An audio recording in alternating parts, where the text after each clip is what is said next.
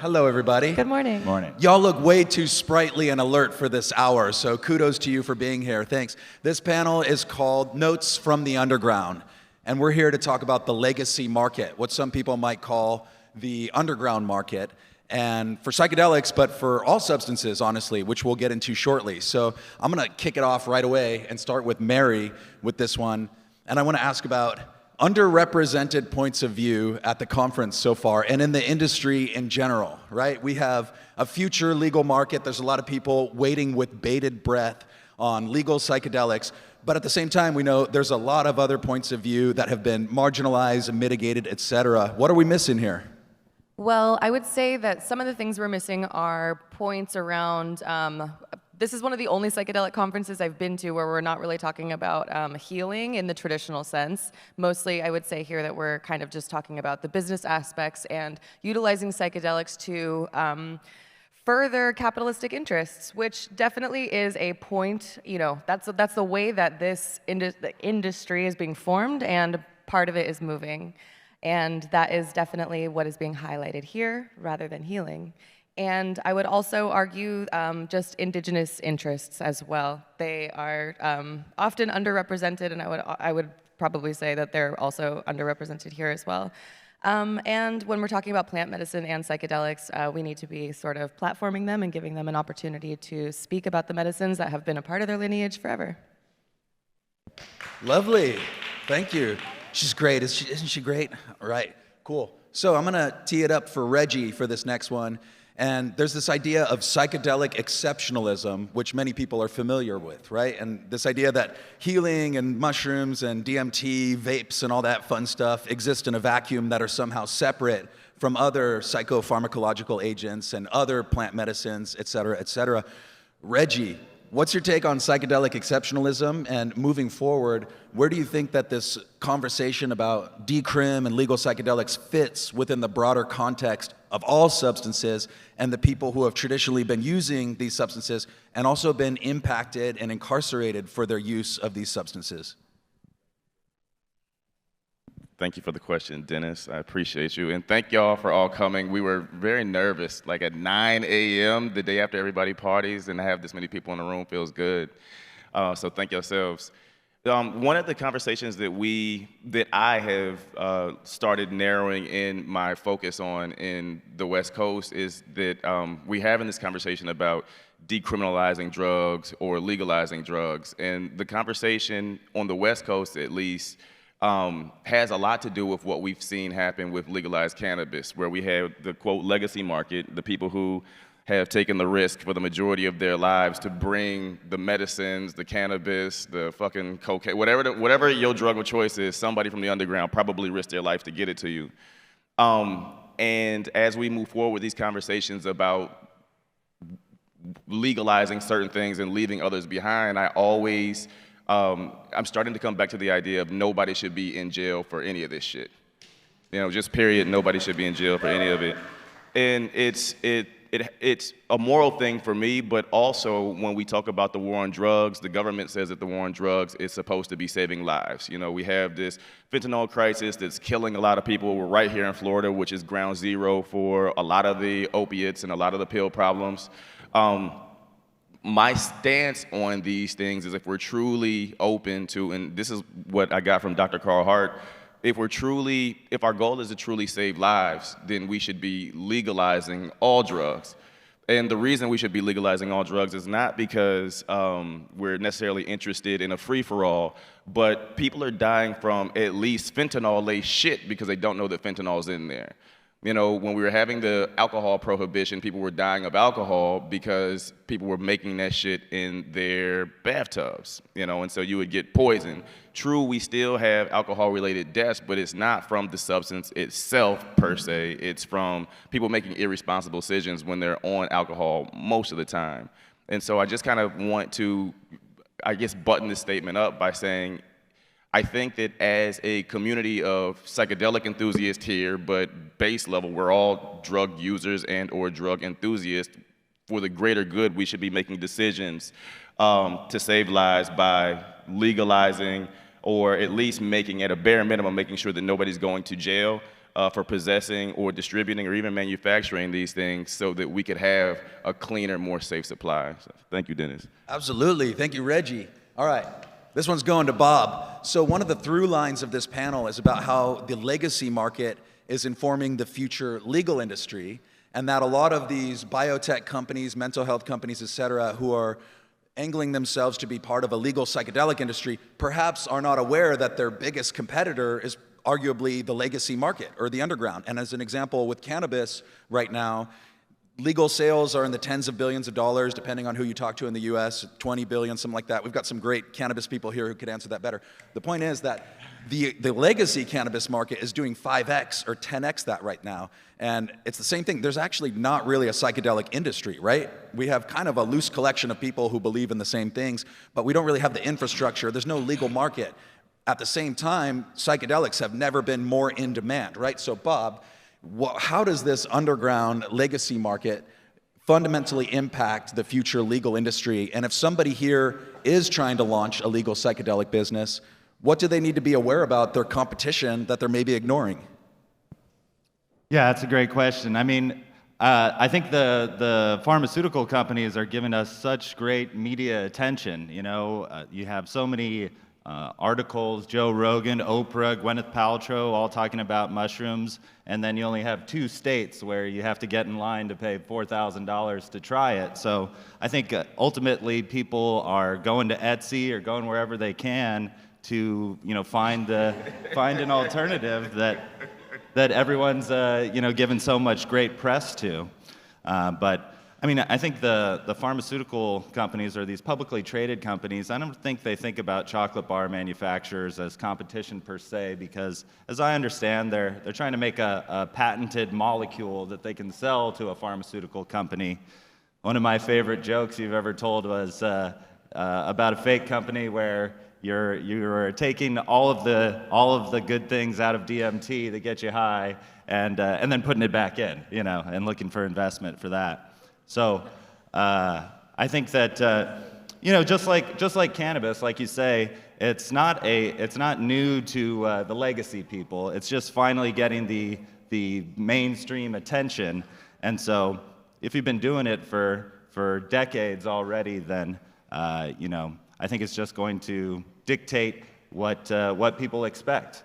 And I never underestimate the ingenuity of creative drug people. You know, I saw it happen with hemp in the past couple years. You know, they legalized CBD, but didn't want THC to be federally legal. You can't get high and feel happy and elated. That would be too dangerous. But people figured out how to turn CBD isolate, which because of legalization went from extremely valuable to just a commodity. But now you can turn it into Delta 8, Delta 10. Everything that's just like one double bond away from the Delta 9 THC, and so I just see the mushroom market following in those footsteps. Can I jump in and piggyback on that? Please. So I think that the above ground psychedelics market, and like you said, these articles and Forbes, this stuff, these mainstream institutions that are starting to embrace psychedelics are right now some of the biggest commercials for the underground market. It's like, okay, you see the housewife looking at Dr. Phil and she's saying psychedelics now be talked on Dr. Phil. Where's she gonna go get the shit? She's coming to the underground people. She's coming to the underground people. But I think on the other side of that same coin, it's all good until it's not good anymore. Because yes, they are great commercials for the underground, but the minute we hit that legal switch, the underground, if you're not well positioned, it's over for you. And I would also like to add on top of that, just as a journalist, I've been a journalist covering this space for the past 8 years, and cannabis and psychedelics, I would like to add. And one thing that I've noticed too is that typically once things go legal, there needs to be something in place, a fallback plan essentially, like written into the legalization frameworks in order for these substances to continue to be accessible to people like you and me. Otherwise, we're going to be sort of like ushered into an establishment or through our pharmaceutical industry in order to get these things that are supposed to heal us. Whereas right now, we can go to our neighbor, we can go to our friend, we can go to the community to get what we need, and that is a obviously a very separate thing with a lot more freedom than having to go to your pharmacy or getting a prescription and having to go through insurance, maybe, if you're lucky, and not having to fork over $500 for a 0.2 microdose. So that's also where we are headed in this. And so we need to be careful with that, and also positioning as well, as what Reggie said.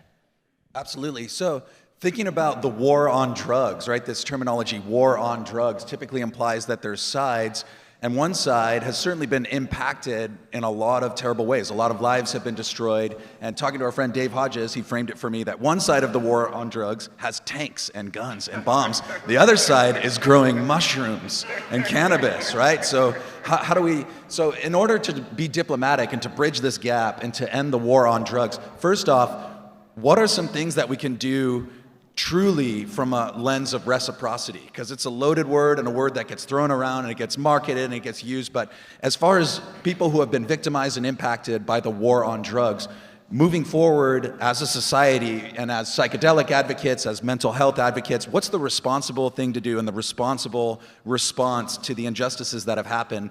And how do we form policy to protect against that moving forward? And whoever wants to take this, take it. I'm gonna go and then I'm going, and then I probably won't speak for the rest of the time until I tell y'all how to keep up with me. So I think that largely people have left the folks who have been mostly impacted by this war on drugs out of the policy rooms. They're not there at the beginning when policy is being crafted, and some valuable insights are lost. Generally, people who have been impacted are afterthoughts and are brought in by the suits and the policymakers as like a cherry on top or something to say that, we've done this for the previously incarcerated, when in fact the previously incarcerated need to be the people, maybe even the people who've never been incarcerated but are just trapping need to be the folks that are at the helm, at the tip of the arrow, crafting policy. That's number one for me. Number two, and this might be bigger than that, right now we're looking at situations where, at least in California, Colorado, and Oregon, we're running around like shit's sweet. They got whole mushroom churches out there. They got established businesses. They're spending billions of dollars on this industry in this space, at least where I live. But when we see news articles about motherfuckers getting locked up, it's just fodder for community gossip. Meaning, right now there's a kid, 21-year-old kid in Massachusetts that got popped with, a couple of bags. It was more than a couple of bags, but if you know how this shit works, it's not that much. They said this kid was growing $8.5 million worth of mushrooms. It was not $8.5 million worth of mushrooms. He was risking his life to bring medicine to us, and now as a community, the most that we've done up until maybe a week ago was circulate the article and talk about it. When in fact, this is one of our fallen soldiers. So we talking about Remembrance Day or Veterans Day. Like, we need to treat these motherfuckers who get popped. We need to mobilize around them as if it was any other sort of thing. I used to protest a lot with Black Lives Matter. I organized marches for Trayvon, who is from right down here. And I want to see that type of mobilization toward people who get popped with the drug war. I don't care if they get popped with fucking mushrooms. I don't care if they get popped for crack.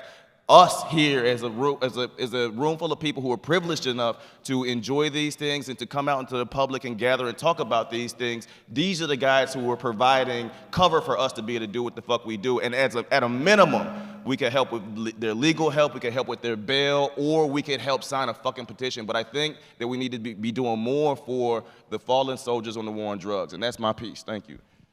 Hell yeah.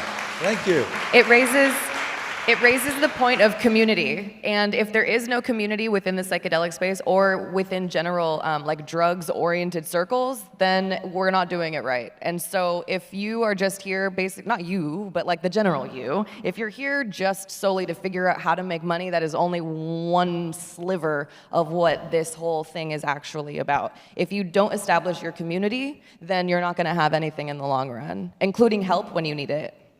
Yeah. All right, Bob, you've written 7 wonderful articles for Rolling Stone. Congratulations about that. Some of those articles have leaned into policy and about the future of forming policy and the fact that many of us in this room, myself included, are largely unaware of how these decisions actually get made when we're rolling out policy. I know Reggie's been involved in this recently. They have a new initiative we can talk about. But from your angle, when you're moving forward as an entrepreneur, as an activist in the psychedelic space and beyond, how are you navigating the forming of policy, and how are you leaning into that, learning about it? How are you advocating for actual policy change within this space? I think one thing that's a theme of my writing is in 2023 trying to understand what is driving forward one's personal interests, mostly financial, versus what is really authentic. And whether I'm talking about cannabis or mushrooms, the same people that are pushing for legalization, once they get, whether it's a legal cannabis, then they say, what we can't do is have illegal cannabis. It's dangerous. It might have pesticides in it, which, a couple weeks before legalization, they're the ones saying, hey, don't worry about it. We know what we're doing here. Same thing with mushrooms is the way that I feel, with the medical especially. People talk about all the benefits of mushrooms and then say, but you can only take it in a clinical environment. Whereas famously Christian Angermeyer first took mushrooms on a yacht with all of his friends. So I think that, just trying to really find what is authentic and, who really cares about the medicine, who's, going to be a shaman that took like a real estate agent course online versus somebody that's been doing it for generations. That's really what I'm looking for. Absolutely. Me too as well. So if anybody knows any Illuminati shaman, I need no more references. I have enough of them. What's up, Joel? He gets that one. Thanks, man. I think that was more than a microdose you just took, by the way. I can tell. Just fucking around up here. Okay, so... So next one I'd like to get into is, we live in a time of hyperpolarity, right? It's always this side versus this side, and it seems like the middle is disappearing, and there's a lot of radicalization for a lot of legitimate reasons. But what are you all excited about? What are we stoked about up here, right? The fact all of us came all the way out to Miami, no matter what the signs of the legal industry and the future of psychedelics are showing, all of us are here because we believe that psychedelics and these experiences and these conversations and this community can drive positive social change, environmental change, financial change for some people. What are you excited about? So some of you may know, most of you probably don't. I went to college here in Florida, and I sold a bunch of mushrooms down here in Florida. I remember I was up in Tallahassee picking mushrooms off the cow pies, running away from the fucking farmers when they saw me on there. And I went to Florida A&M University, black school, lived on the Florida State side. When I lived down here and I was going to school, None of my black friends would eat the mushrooms with me. I'd always eat the mushrooms on the Florida State side with my Florida State friends. And, coming here now, the black people who I've met here in this conference, like, they're down for eating mushrooms damn near any time. The black folks that I've met across the fucking country from California to Washington, D.C., like, there's a whole new wave of, quote, out the closet black mushroom enthusiasts that I'm really excited about. So to see the psychedelic space, and we can Miles Davis, Jimi Hendrix, Bootsy Collins, they paved the way. But to see like my generation and my people starting to embrace this sacred medicine feels very good to me.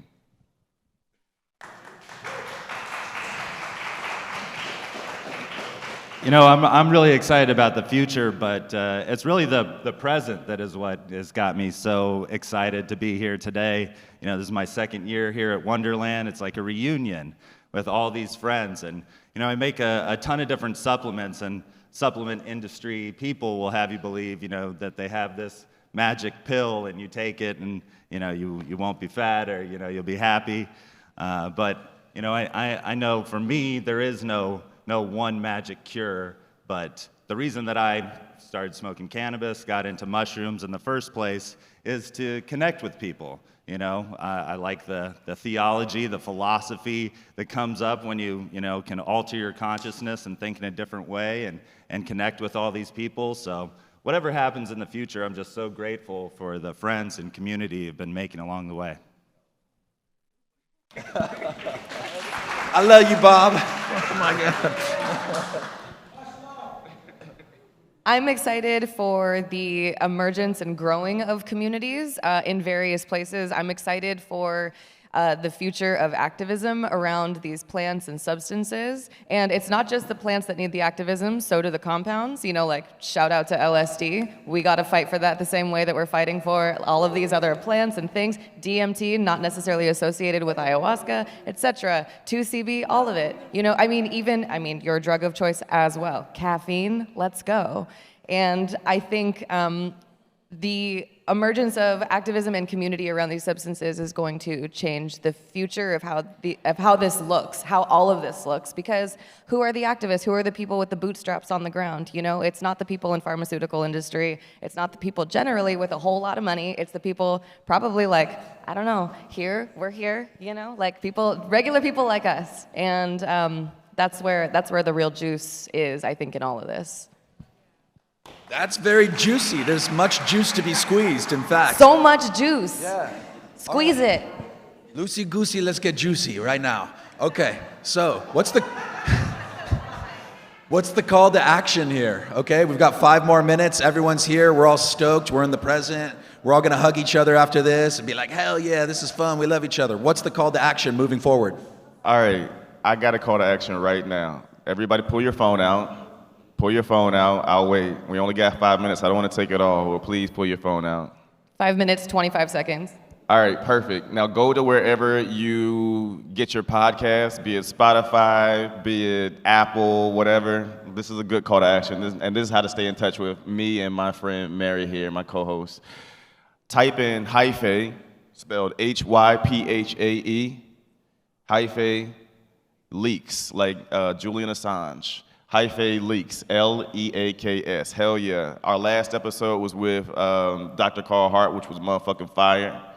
But the one before that was with Hamilton Morris. And so this is where you're going to get a particularly unique psychedelic insight where we have one foot where we can tap high-level names and another foot where we're right there in the grassroots. So Hyphae, Hyphae, Leaks, Leaks. Subscribe to that shit and listen. I guarantee you won't be disappointed. That's my call to action. Subscribe and download. You can also follow us on Instagram. You can follow him at Oakland Hyphae. Oakland.Hyphae. And on Instagram, you can follow me at Mary Prankster, Maryy, Prankster. And yeah, you can also, I'm writing for everybody these days. I write for Double Blind, I write for KCRW, I work with NPR, I write about drugs, cannabis, psychedelics, all the drugs, opioids, all of it. So you can follow me for information about drugs. And I try to talk about it on Instagram, but you know how that goes. So yeah. My name's Mary Carrion, by the way. Yeah, my personal plug, if you want to enhance your microdose, check out microboost.com. That's a functional mushroom brand that we have. We have coffee, gummies, soft gels. But otherwise, I would say, what's most important to me, my call to action is, especially anyone in this room, anyone at this conference, I think a lot of times you can, just snap judgment and try and size somebody up and think, oh, I don't agree with that person, or I don't have a lot in common with that person. But I challenge you, if we're all at this mushroom conference, then we have a ton in common. And I think that learning from each other's perspective and understanding where we're all coming from is really going to help us guide this thing together, rather than sort of pull each other apart, because usually that's how it works with the biggest companies. Just let everybody underneath them have the infighting, and then wait until the dust settles. So that would be my call to action. Like you're at church, greet your neighbor, peace be with you, and come and talk to us after the show too. But you can follow me at microboost.com, and I always put links to Rolling Stone or whatever I've written recently up there. Hell yeah, and that's Microboost, MYCROBOOST, Microboost. I've been drinking their coffee on a daily basis for a while now, so it's got me going. I think it's working. All right, so my call to action here is very similar to Bob's. It's about diplomacy, is that I really want to see fungi diplomats and psychedelic diplomats and people from divergent perspectives and points of view. No matter where you come from, we can afford people the benefit of the doubt in some cases, and we can be kind to people, we can extend graciousness. And I think that's a lot of what I've learned from my psychedelic experiences, is to try to fortify your empathy and to lead with that. So that's my call to action, is more empathy, more diplomacy, more communication between divergent perspectives and stakeholders. You can follow me at Mycopreneur, MYCOPRENEUR, Mushroom Entrepreneurs. I think mushroom entrepreneurs are going to solve a lot of problems and continue to do it in a lot of ways moving forward. And I'd also like to mention that I'm extremely thankful and humbled to be on stage with these wonderful people, and for all of you as well. I wouldn't be here if it wasn't for you. Thank you for all showing up. No. Thank you. This is it. And let's not let this conversation and discourse end here. Let's continue it once we get off stage. So thank you all very much. Have a lovely day. Peace.